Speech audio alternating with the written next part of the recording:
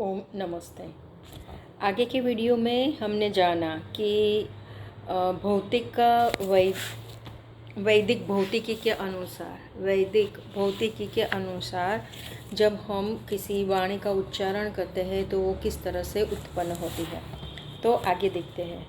तो कहते हैं कि जब उच्चारण करते समय सर्वप्रथम जो वाणी वाक यानी वाणी उत्पन्न होती है वो सबसे पहले आत्मा के अंदर उत्पन्न होकर मन तक जिस रूप में जाती है। वाणी उत्पन्न होगी तो कैसे उत्पन्न होगी? हम इच्छा करेंगे, बोलने की हम इच्छा करेंगे। तो ये इच्छा कौन करते हैं? आत्मा से इच्छा उत्पन्न होती है, क्योंकि हम क्या शरीर है? हम शरीर नहीं है। हम कौन है? हम आत्मा है। तो वाणी बोलने की इच्छा कहाँ से उत्पन्न होगी? आत्मा से उत्पन्न होगी, है ना। मुंह से उत्पन्न होती है? नहीं होती है, ये आत्मा से उत्पन्न होती है। तो जब आत्मा से उत्पन्न होकर ये मन तक जिस रूप में जाती है, वाणी बोलने की इच्छा उत्पन्न हुई आत्मा में और वो कहाँ पर गई? मन तक। तो ये किस रूप में जाती है? तो बोलते हैं ये, जब मैंने बताया था ना, परावाणी के स्वरूप में जाती है। फिर मन से कहाँ जाती है? मनस्तत्व तक, या फिर उसको बोल सकते हैं बुद्धि भी कह सकते हैं, मन भी कह सकते हैं, बुद्धि भी कह सकते हैं। वहाँ से वो जो वाणी है मन या बुद्धि पर परावाणी को पश्यंती में परिवर्तित कर देती है। कौन ये कर देता है? मनस्तत्व, है ना। मन व बुद्धि उस परावाणी को पश्यंती, मन या अथवा तो बुद्धि वाणी को पश्यंती में परिवर्तित कर देती है। मस्तिष्क तक यह पश्यंती रूप में संचरित होती है। तो जो हमारा मनस्तत्व है वहाँ तक ये पश्यंती स्वरूप में संचित होती रहती है। इसके पश्चात मस्तिष्क उस वाणी को मध्यमा स्वरूप में परिवर्तित करता है। पहले कौन सी थी? परा, फिर पश्यंती, फिर मध्यमा और फिर बदलती है वैखरी वाणी। तो ये वाणी पश्यंती में परिवर्तित होती है। और तंत्रिका यानी कि जो हमारी संवेदनाएं होती है ना, जो नर्व सिस्टम होती है, तंत्रिका तंत्र होती है, वहाँ से उस माध्यम से वह वाणी हमारे स्वर यंत्र तक पहुँचती है। अंत में स्वर यंत्र उस मध्यमा वाणी को वैखरी में परिवर्तित कर देता है। तो ये बिल्कुल आत्मा से निकलकर हमारे मन, फिर मनस्तत्व और फिर जो हमारी स्वर पेटी है वहाँ से फिर ये वैखरी वाणी स्वरूप लेती है, परिवर्तित होती हुई ये वैखरी वाणी की स्वरूप में आती है। इसका माध्यम स्थूल पदार्थ है। जैसे मैंने बताया था कि जब वैखरी वाणी जब प्रसारित होती है तो उसका माध्यम है अवकाश, है ना। तो ये द्रव्य कहा जाता है। आकाश जो है वो द्रव्य है, उसके माध्यम से यह वाणी प्रसंचरित होती है। यहाँ उसको ऐसे भी हम समझ सकते हैं कि ये जो वाणी का यह परिवर्तन उसी प्रकार से होता है जैसे हमने क्या खोज किया है?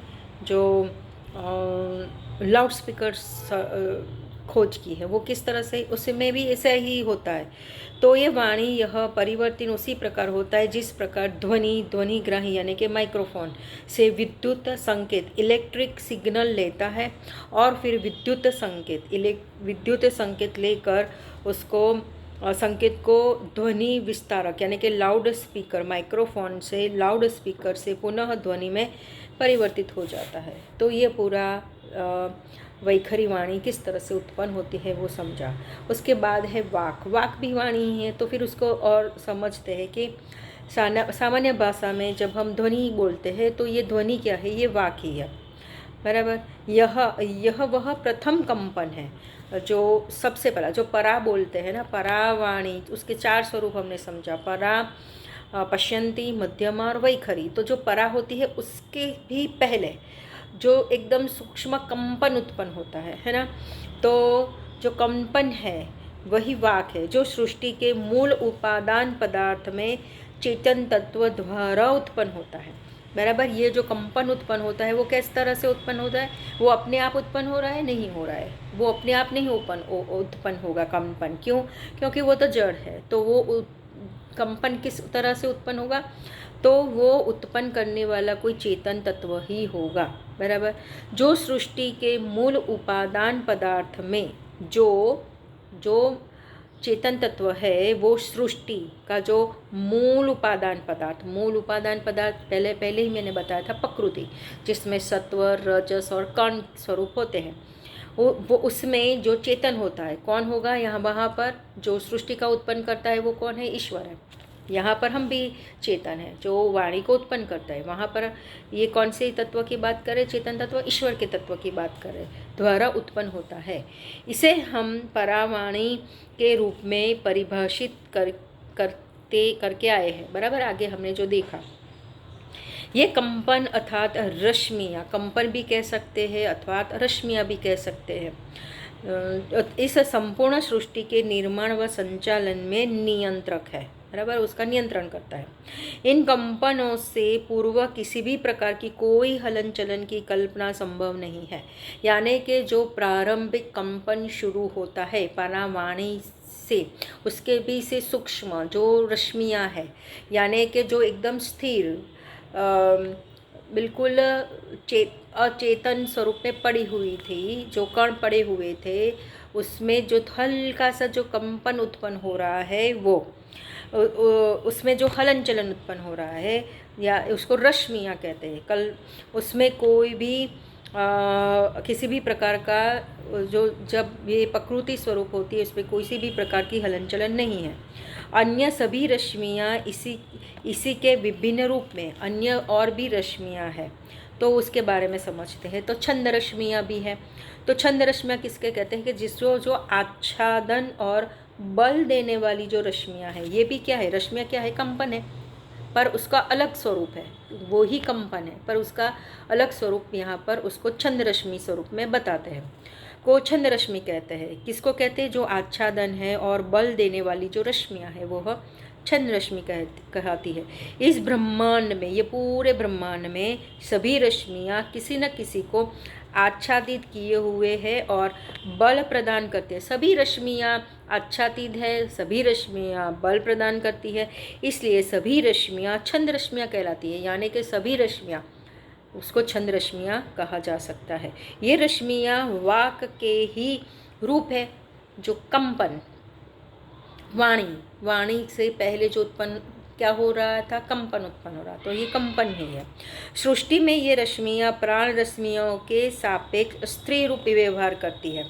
जो प्राण रश्मियाँ है उसके सापेक्ष में जो छंद रश्मियाँ है वो स्त्री रूप का व्यवहार करती है। देखो, हर एक जगह पर आपको पॉजिटिव नेगेटिव स्त्री पुरुष दिखाई देगा। जैसे अगर हम स्त्री है तो हमारे शरीर में भी कुछ न कुछ अंश पुरुष के होते हैं, और जो पुरुष होता है उसके अंदर भी कुछ न कुछ अमुक अंश हाफ, जैसे शंकर पार्वती, शिव पार्वती बोलते हैं ना, अर्धनारीश्वर, उसी तरह हमारे शरीर में भी कुछ पुरुष के भी लक्षण होते हैं, कुछ स्त्री में भी लक्षण होते हैं। इस तरह से स्त्री में भी, पुरुष में भी कुछ पुरुष के लक्षण होते हैं और कुछ स्त्री के लक्षण होते हैं, लेकिन पुरुष में पुरुष तत्व प्रभावी होते हैं, उस तरह से स्त्री में स्त्री तत्व प्रभावी होता है।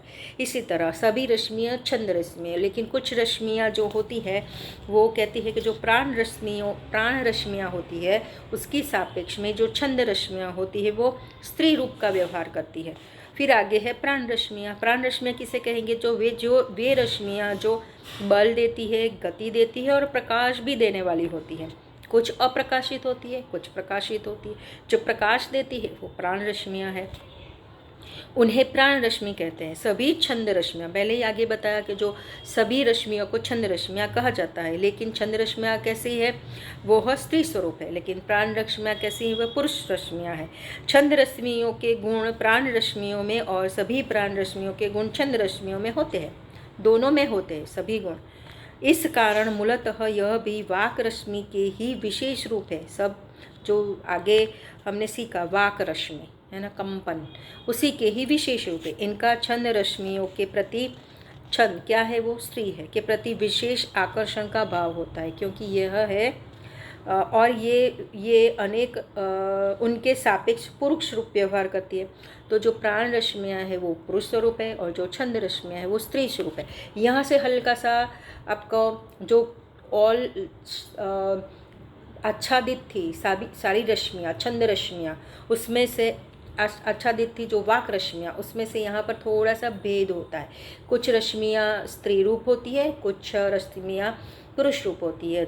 छंद रश्मियाँ स्त्री रूप होती है, प्राण रश्मियाँ पुरुष रूप होती है। फिर होती है आगे मरुत रूप, मरुत रश्मियाँ। तो जो छंद रश्मियाँ, जो स्त्री रूप रश्मियाँ बताई को मरुत रश्मियाँ भी कहते हैं। उनका भी प्राण रश्मियों के प्रति आकर्षण का भाव रहता है, क्योंकि वो पुरुष प्रधान है प्राण रश्मियाँ। तो जो स्त्री रश्मियाँ होती है वो पुरुष रश्मियों से थोड़ी सी आकर्षित होती है और वे उनके सापेक्ष स्त्री रूप का व्यवहार करती है। ये रश्मियाँ समूह में गमन करती है, सारी रश्मियाँ समूह में गमन करती है। फिर आगे है सोम रश्मियाँ। सोम रश्मियाँ मरुत रूप से रूप ही होती है। आगे जो मरुप रूप बताए वो ही आगे जाके सोम रश्मियाँ कहती है। लेकिन ये वो प्रकाशित थी, ये अप्रकाशित है। अप्रकाशित अवस्था में ही विद्यमान होती है। जो सोम रश्मियाँ होती है वो अप्रकाशित विद्यमान होती है। विभिन्न विद्युत चुंबकीय तरंगे एवं विद्युत आवेशित तरंगे आकाश में गमन करते हुए सोम रश्मियों को अवशोषित करती रहती है। इनका तापमान बहुत कम होता है। अभी ये तापमान ज़्यादा गर्म नहीं है, मतलब उसका थोड़ा सा कम तापमान वाली होती है और ये अप्रकाशित होती है और ये विद्युत चुंबकीय तरंगे जैसी होती है। ऐसा हमें सोचना चाहिए। ये कौन सी थी? सोम रश्मियाँ। फिर आगे व्याख्यायित करते हैं ऊर्जा को। ऊर्जा किसे कहते हैं? तो वैदिक भौतिकी के अनुसार जिसमें बल व गति दोनों विद्यमान हो, बल भी है गति भी है, और अथवा उनमें कार्य करने की क्षमता विद्यमान होती है। अभी ये कुछ कार्य करने की क्षमता उसमें आ गई है। पहले उसमें कुछ कार्य करने की क्षमता थी नहीं थी, वो सिर्फ कंपन थे। यहाँ पर कुछ गति भी आई, कुछ बल भी आया, कुछ ऊर्जा भी आई। तो जो सोम रश्मियों में जो ऊर्जा थी, जो तापमान बहुत कम था, वो आगे जाके ऊर्जावान बन जाती है। तो कार्य करने की क्षमता विद्यमान है, उसे ऊर्जा कहते हैं। तो अभी यहाँ से ऊर्जा उत्पन्न होने का संकेत मिल रहा है, जिसके पहले वो ऊर्जावान नहीं थी, सिर्फ सोम रश्मियाँ थी जिसमें थोड़ा सा तापमान कम वाली ऊर्जा थी अभी। और उसमें व्याख्या के स्वरूप में आगे आता है कि निमित्त कारण। इसमें हमें जब हम आगे सृष्टि को समझेंगे तो उसमें कुछ क्या क्या कारण है, सृष्टि के कौन से कारण है वो हम समझेंगे। तो सबसे पहला है निमित्त कारण। तो निमित्त कारण किसे क्या कहते हैं? कि जिसके बनने से कुछ बने और न बनाने से नहीं बने।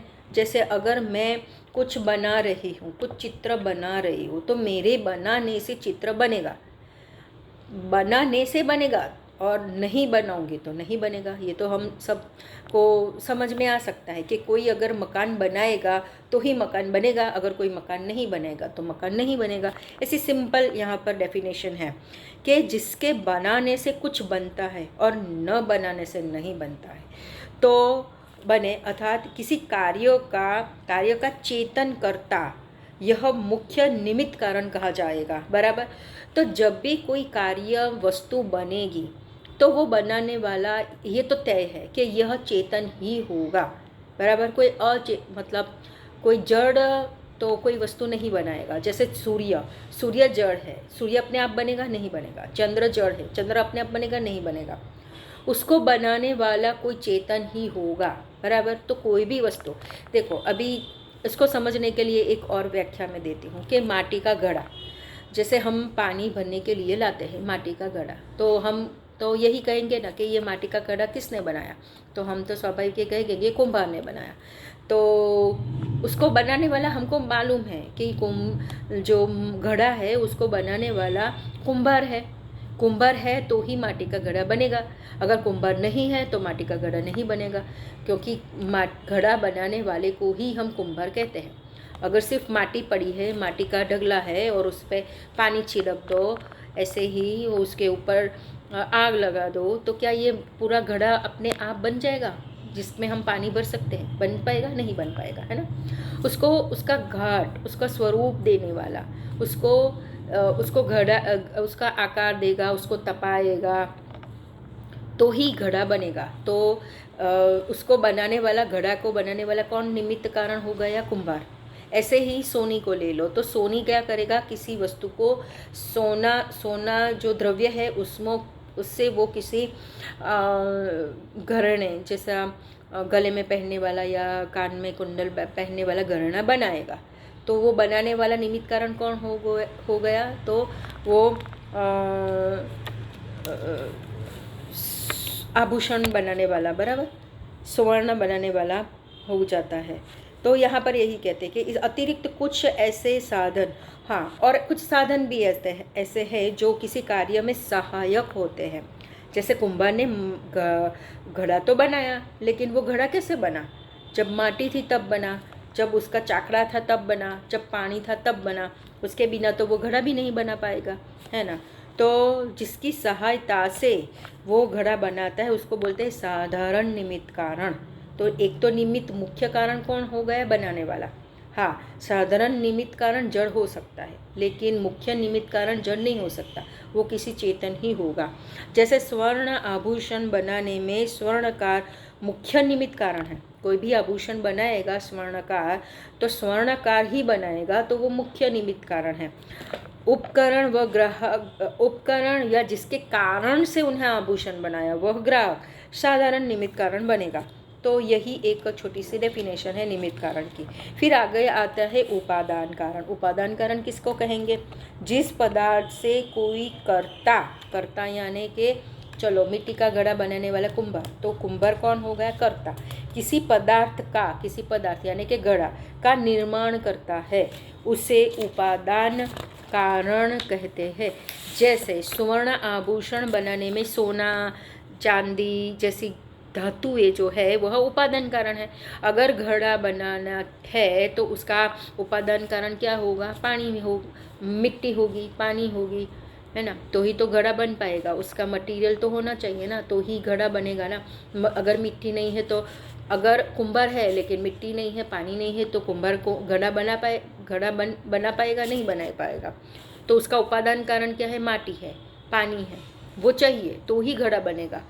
और सिर्फ पानी और माटी से घड़ा बनेगा? नहीं बनेगा, उसका निमित्त कारण कुंभार चाहिए। इस तरह से यहाँ पे समझना चाहिए। फिर आगे है कि विद्या क्या है? तो जिससे पदार्थ का स्वरूप यथावत, जैसा है वैसा ही जानकर उससे उपकार लेके अपने और दूसरों के लिए सब सुखों को सिद्ध कर सके, वह विद्या कहलाती है। विद्या से जिससे विद्या क्या है कि हमें किसी पदार्थ का स्वरूप जैसा है उसको समझना है। तो उसके लिए क्या हमारे दिमाग में हमें विद्या चाहिए, है ना। तो ही हम किसी वस्तु को समझ सकेंगे, और उसका समझ के ही उसको हम अपने लिए भी प्रयोग कर सकेंगे और दूसरों को भी सुख देने के लिए उसका हम प्रयोग करेंगे और उसकी सिद्धि होगी, तो ही वह विद्या कहलाती है, बराबर। ये सिर्फ विद्या की हमने डेफिनेशन समझी कि विद्या क्या है। फिर आगे है विज्ञान। विज्ञान क्या है उसके बारे में समझाते हैं। तो विज्ञान उसको कहते हैं कि जो कर्म, उपासना और ज्ञान, इन तीनों में यथावत उपयोग लेना, इन तीनों से यानी कि कर्मों का भी, उपासना का और ज्ञान का यथावत जैसा है वैसा ही उसको उपयोग में लेना, और परमेश्वर से लेकर प्रकृति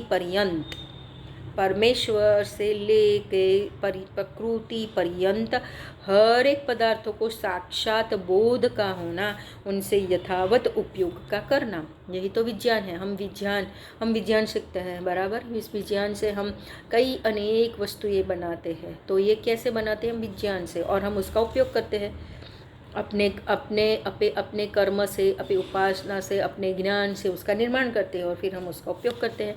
उसको हम क्या कहेंगे? विज्ञान। इससे यह सिद्ध होता है कि जिस ज्ञान से अपना अथवा किसी भी अन्य प्राणियों को तात्कालिक अथवा दूरगामी, तुरंत ही अथवा तो बहुत ही वर्षों तक दूरगामी दूरगामी हानि पहुंचती हो उसे विद्या अथवा विज्ञान नहीं कर सकते। अगर हानि हो रही है किसी भी वस्तु बनाकर तो वह विद्या में नहीं माना जाएगा अथवा विज्ञान में नहीं माना जाएगा। उसे उसका लाभ ही होना चाहिए, हानि नहीं होनी चाहिए, ऐसा कहना चाहते हैं। उसको ही हम विज्ञान कहेंगे। फिर आगे एक और व्याख्या है प्रकाशित कण। अभी थोड़ा थोड़ा हम स्थूल की ओर जा रहे हैं ना। कण, यहाँ पर कण आया है, प्रकाशित कण। ऐसे ऐसे कण जिनमें अपना प्रकाश होता है, जैसे सत्व कण। सत्व कण क्या है? वो प्रकाशित कण है। उसमें किसी और का प्रकाश है नहीं है, उसमें खुद का प्रकाश है, तो उस कण में अपना प्रकाश होता है। जैसे प्रकाशाणु, फोटोन, यानी कि ये तो बहुत सत्व कण सबसे सूक्ष्म कण है। उससे थोड़े आगे जाएंगे तो फोटोन है। फोटोन एवं अन्य तरंग अणु जो तरंगित होते हैं अणुओं, उसको भी प्रकाशित कण कहा जाएगा। ऐसी व्याख्या हमें समझनी चाहिए ताकि आगे हम जब उसका उपयोग करेंगे तो आपके दिमाग में यह व्याख्या रहनी चाहिए। अप्रकाशित कण जैसे कण जिनमें अपना प्रकाश अति न्यून होता है, यानी कि उसका वो प्रकाशित नहीं है, उसमें प्रकाश तो है पर बहुत न्यून है, मतलब उसका कोई प्रकाश दिखाई नहीं देगा। जैसे कि इलेक्ट्रॉन है, प्रोटॉन है, क्वार्क है आदि, वो भी कण है, फोटोन जैसे ही कण है, लेकिन फोटोन क्या है? प्रकाशित है। यहाँ पर इलेक्ट्रॉन प्रोटॉन प्रकाशित है नहीं है, वह अप्रकाशित कण है। फिर है तरंगाणु क्वांटा। प्रकाश के अतिरिक्त कोई भी अन्य तरंग कण रूप में व्यवहार करती है। प्रकाश के अतिरिक्त, प्रकाश के सिवाय कोई भी अन्य तरंग कण, तरंगित रहते हुए कण में तरंगित कण रूप में व्यवहार करती है। प्रकाश और तरंग जो तरंग कण रूप में व्यवहार करती है, उस कण को इस पुस्तक में तरंगाणु, मतलब जो कंपनित अणु है उसको तरंगाणु कहा जाएगा, क्वांटा। प्रकाशाणु फोटोन, जैसे आगे हमने सीखा कि प्रकाशित कण जिसमें फोटोन है, जिसमें प्रकाश हाजिर हो, स्वयं का प्रकाश है, उस तरह से उसको अगर प्रकाशाणु भी कहेंगे तो कह के जब प्रकाश कण रूप में व्यवहार करता है। जब प्रकाश तरंग रूप में व्यवहार करता है तो वो तरंगाणु है, लेकिन जब वो प्रकाश कण रूप में व्यवहार करता है उस कण को पुस्तक में प्रकाशाणु कहा गया है। जब प्रकाश में के स्वरूप में वो प्रदर्शित होता है तो प्रकाशाणु, लेकिन जब तरंग रूप में प्रदर्शित होता है तो तरंगाणु, ऐसा समझना चाहिए। पदार्थ या तत्व, अभी पदार्थ क्या है, तत्व क्या है? पदार्थ यानी तत्व सब एक ही है। जिसकी वास्तव में सत्ता होती है, सत्तावान, जिसकी सत्ता है उसको बोलते हैं पदार्थ, उसे पदार्थ कहते हैं, बराबर। महर्षि कणाद के अनुसार जड़ द्रव्य की कोई भी अवस्था उसके गुण माना जाएगा, उसके कर्म कैसे है, उसके संयोग कैसा है, उसका विभाग कैसा है आदि सभी पदार्थ कहलाते हैं। ईश्वर, आत्मा, मन, काल, दिशा एवं इनके गुण तथा कर्म भी पदार्थ कहलाते हैं। ये सभी भी पदार्थ है, यानी कि यहाँ पर कहा जाता है कि ईश्वर भी पदार्थ है, आत्मा भी पदार्थ है, मन भी पदार्थ है, काल भी पदार्थ है, दिशा भी पदार्थ है, और उन सभी के गुण हैं, इन सभी के गुण हैं। आत्मा का भी गुण है, ईश्वर का भी गुण है, मन का भी गुण है, काल का भी गुण है, दिशा का भी गुण है, और उसमें भी कर्म है। ये सभी पदार्थ कहलाते, अर्थात इस सृष्टि में जो भी विद्यमान है उसका नाम पदार्थ है। यानी कि पदार्थ एक बड़ा व्याख्यायित शब्द है जिसमें सब आ जाता है, वह पदार्थ है। आत्मा भी, ईश्वर भी, मन भी और दिशा और काल सबको पदार्थ कहा जाएगा।